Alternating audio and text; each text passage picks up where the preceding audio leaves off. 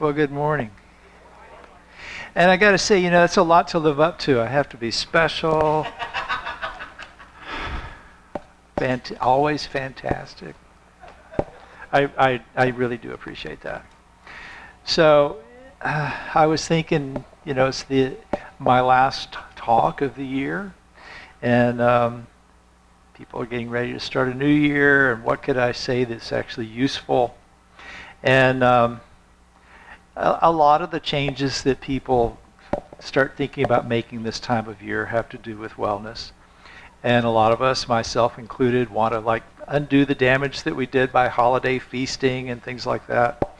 And a lot of people make resolutions to do things to affect their physical wellness in positive ways, walking more, eating better, those kinds of things. But depending on which chart you look at, you'll find that experts identify somewhere between 5 and 12 dimensions of wellness. But generally speaking, you get 7 or 8, kind of along these lines. These are the ones we use at Stetson: physical, emotional, financial, environmental, occupational, social, intellectual, and spiritual. And almost all of the wellness models include spiritual wellness. And so I've been thinking about this a lot. At Stetson, we've been programming in terms of spiritual wellness. And so I've had to think about, what does that mean? What is spiritual? What is wellness? How do those go together? So what you usually see defined as spiritual wellness is sort of a process of experiencing life authentically, guided by meaning and purpose in human existence, and involving having one's actions and activities aligned with your purpose and values. And so basically it means having an overall sense of purpose in life. And you might find this in your religion or other faith tradition. But in any case, a person who has a strong sense of purpose is generally going to be healthier than one who doesn't. And so all of these different things, these different dimensions of wellness interrelate, just as length, width, and height interrelate, in one way. So spiritual health affects your emotional and mental health. Having purpose will tend to encourage you to have goals and maintain perspective and help you overcome adversities and things like that. Meeting with others, like we're doing today, around a sense of shared purpose improves our social health. Having our values align with our actions tends to improve our financial and occupational and environmental wellness, because you're less likely to squander your money and have a better work-life balance and take those kinds of things into consideration. So if you wanted to become spiritually healthier, you kind of have to decide what it means to us as individuals and then figure out how to go about improving our spiritual wellness. And so where do you start? And when I was thinking about this, for some reason it reminded me of this old story. So a police officer is driving down a city street one night, and he sees a man on his hands and knees on the corner. And so he stops to check out the situation, and he gets out of the patrol car and goes over, and he watches while the guy crawls on his hands and knees in a circle under the street light. And so he asks, "Are you okay? You need any help?" And this man, who is clearly inebriated, says, "I'm all right, I'm just looking for my wallet." Well, there's no wallet anywhere nearby, so the police officer says, "I don't see your wallet here. Do you remember where you had it last?" And the guy says, "Yeah, I think I dropped it when I left the bar over there." And he points across the street where there's this dingy dive bar, a little neon sign shaped like a martini glass blinking on and off in a grimy window. You've seen these places. And the officer says, "If you think you dropped it over there, why are you looking for it over here?" And the guy says, "Well, that's a dumb question. Obviously the light's a lot better over here." So anyway, there is a spiritual teaching here. A lot of people start their spiritual search where the light is good and not where the source of the problem lies. So I've noticed when I talk to people who first come to Buddhist services and things like that, or they ask me to teach them about meditation and that kind of stuff. Why? Why are you here? They almost always talk about some kind of stress or dissatisfaction or pain that they're experiencing. And great spiritual transformations almost always arise out of the difficulties of life. So if we're seeking, what is it we're seeking? We're seeking some way of transcending these difficulties. And the ultimate answer to this generally comes to us through religion or spirituality. So I was thinking about this, and I thought, I use these words religion and spirituality fairly often. And I suspect if I ask, do you know what those words mean? Most people would say yes. But then if I asked a bunch of people to explain them, we'd probably get a bunch of different answers. So I don't know the ultimate answer to these questions, but I'm going to clarify what I mean when I talk about spirituality and religion. And other people might not agree with me, but that's okay. I'm right. And these definitions are generally accepted in most contexts. And so I think we can rely on them somewhat. So religion is a set of organized beliefs and practices shared by a community or group. Typically, a religion contains ethical guidelines, a mythology of some sort, probably a soteriology, a doctrine or philosophy about salvation. And so, to one extent or another, religions include beliefs and practices, and a religion will generally define what is considered correct beliefs. We call that orthodoxy. And it might define correct practices. We call that orthopraxy. And so these will differ from one religion to another and between different schools within a religion.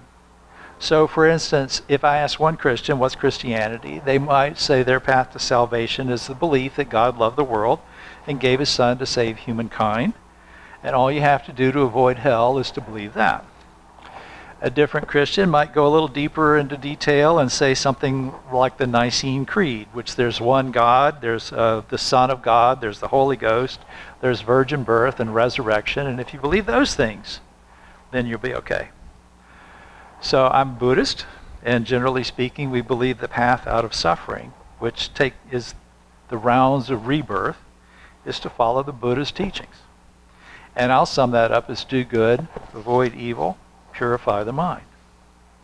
But if I'm asked to go into detail, there's a whole lot of different answers that I could give, depending on the context of the question and who I'm talking to. So you might say that Christianity emphasizes orthodoxy and Buddhism emphasizes orthopraxy, belief versus practice. Both, but just different balances. But there's different interpretations and different emphases. And so the word faith can be explained many different ways by Christians or by different Jews or Muslims or Baha'is and so on. So a religion is organized around beliefs and practices, but with a lot of variation within that organization. And that's a good thing. It's a thing to keep in mind when you're exploring spiritual wellness. To try to force fit everyone into one religion, it's not going to work for a lot of people. May end up alienating some people or even turning people against the idea of religion altogether, and I get that quite a bit. I meet a lot of people who will tell me that they're spiritual but they're not religious. In some cases, they've really been beaten up by religion, experienced abuse by religious people, or found themselves feeling isolated or hated or discriminated against by people who identified as religious or within a context that was identified as religious. So I understand where people are coming from. They don't want to get involved with something that's going to end up making them feel the way a previous religion did. But having an aversion to the word religion doesn't mean that religion is bad. Hating people and ostracizing people and discriminating against people is not what makes something a religion. Dogma does not make a religion. It's not essential to a religion, nor is superstition or belief in some pie-in-the-sky ancient god with a beard or any of that stuff. None of that makes anything in itself a religion. Or a religion and is a set of organized beliefs and practices shared by a community. That can take a lot of different forms, and if you look at the world's great religions, they do share principles like compassion, kindness, meaningful social connections, peacefulness, and those kinds of things. And if you talk to truly enlightened people, like Archbishop Desmond Tutu and the Dalai Lama, for example, you'll find that their descriptions of the divine lie more along the lines of the ground of being or oneness than anything resembling an old man in the clouds. So what about spirituality? How is that different? It's more of an individual activity, although it can be guided by religion, and I think it helps for religion to guide you. My spirituality is grounded in Buddhism, but that's a structure for spirituality, not spirituality itself.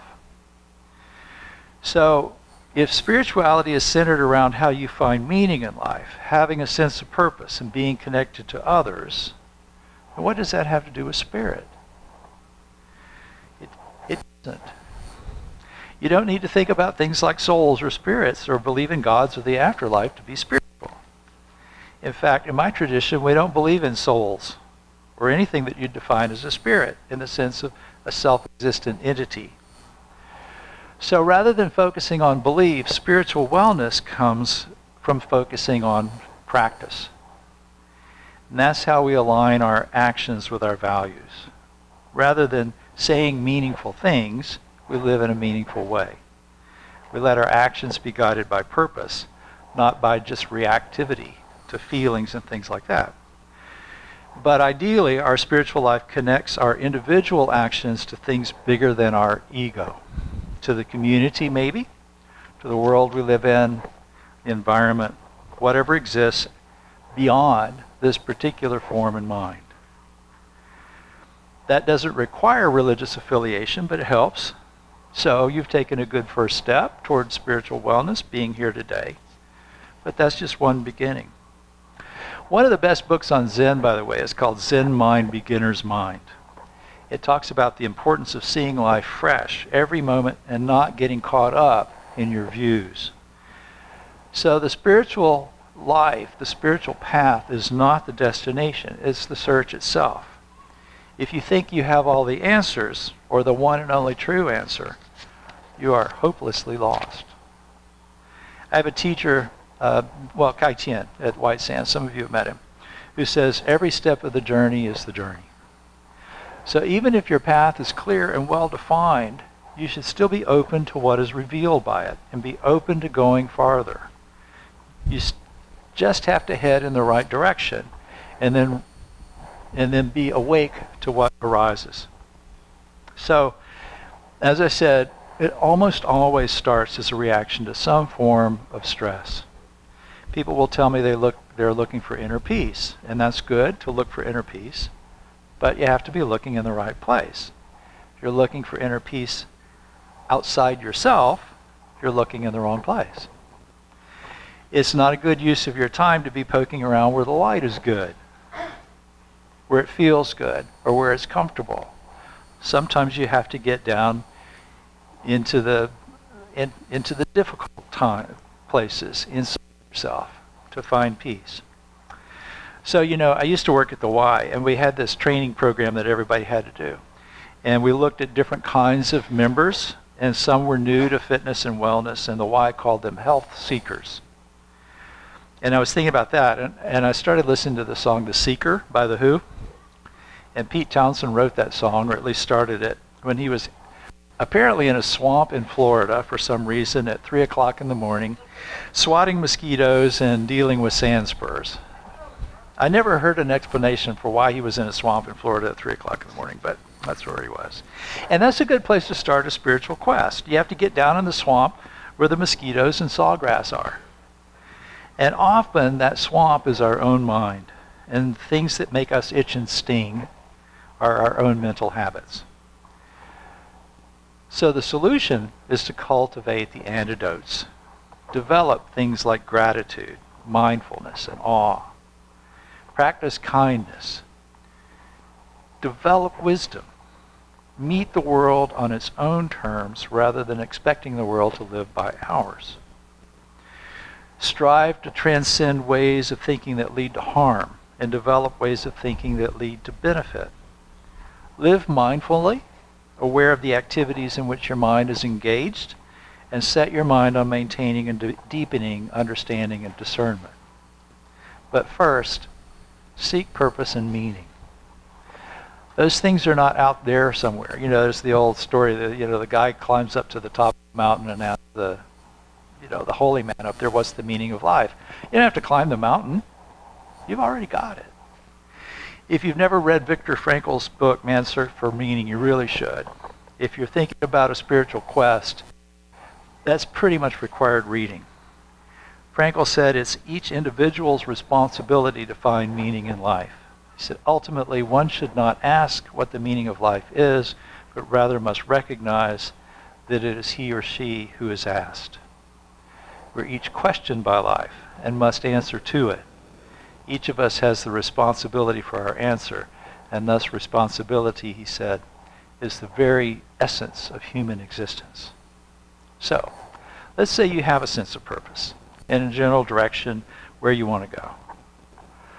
Well, you're where you need to be, right here, right now. You're ready to move on. But how do you know you're on the right path? I'll hear people say sometimes that all paths lead up the same mountain. I don't quite agree with that. I think they lead out of the same valley, but it's possible to get lost, really misdirected. Not all maps are good ones, and sometimes our sense of direction fails us. The Buddha had a conversation with his stepmother, who asked him how to tell if her path was leading where she wanted to go.